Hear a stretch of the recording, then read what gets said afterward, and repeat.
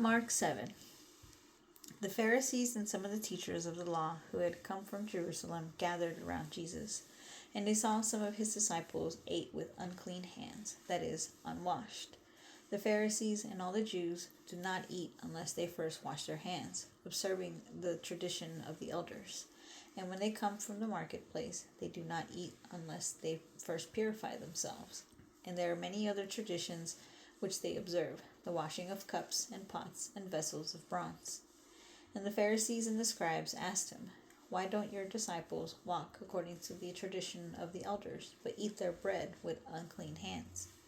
He said to them, "Well did Isaiah prophesy of you hypocrites, as it is written, 'This people honor me with their lips, but their heart is far from me. But in vain do they worship me, teaching as their doctrines the precepts of men. You leave the commandment of God and cling to the tradition of men." And he said to them, "You are good at rejecting the commandment of God, so that you can establish your tradition. For Moses said, 'Honor your father and your mother, and he that speaks evil of father or mother, let him be put to death.' But you say, if a man tells his father or his mother, 'Whatever you would have gained from me is Corban,' that is to say, an offering to God, you no longer let him do anything for his father or his mother, thus making void the word of God by your tradition which you have delivered.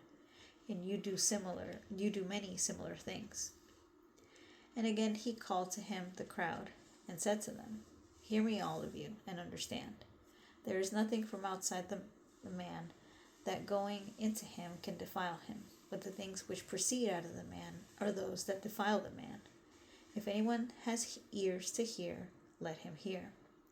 When he had entered a house away from the crowd, his disciples asked him about the parable. And he said to them, "Are you without understanding also? Do you not perceive that whatever from without goes into the man, it cannot defile him? Because it does not go into his heart, but into his belly, and is eliminated." This he said, thus making all foods clean. And he said, "That which proceeds out of the man is what defiles the man. For from within, out of the heart of men, proceed evil thoughts, fornications, thefts, murders, adulteries, covetousness, wickedness, deceit, lewdness, an evil eye, blasphemy, pride, foolishness. All these things proceed from within and defile the man." From there he arose and went to the region of Tyre and Sidon. And he entered a house and wanted no one to know it, but he could not be hidden. But immediately a woman whose little daughter had an unclean spirit, having heard of him, came and fell down at his feet. Now the woman was a Greek and Syrophoenician by race, and she pleaded with him to cast out the demon from her daughter. And he said to her, "Let the children first be filled, for it is not right to take the children's bread and cast it to the dogs." But she answered and said to him, "Indeed, Lord, but even the dogs under the table eat of the children's crumbs." And he said to her, "For this saying, go your way. The demon is gone out of your daughter." And when she had come to her house, she found the demon gone out, and her daughter lying on the bed. And again he left from the borders of Tyre, and came through Sidon to the Sea of Galilee, through the midst of the borders of Decapolis. And they brought to him one that was deaf, and had an impediment in his speech. And they begged him to lay his hand upon him. And he took him aside from the crowd, and in private put his fingers into his ears, and he spat and touched his tongue.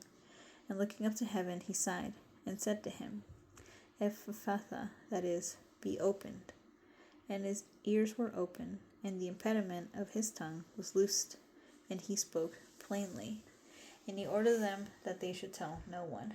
But the more he ordered them, the more widely they proclaimed it. And they were astonished beyond measure, saying, "He has done all things well. He even makes the deaf hear and the dumb speak."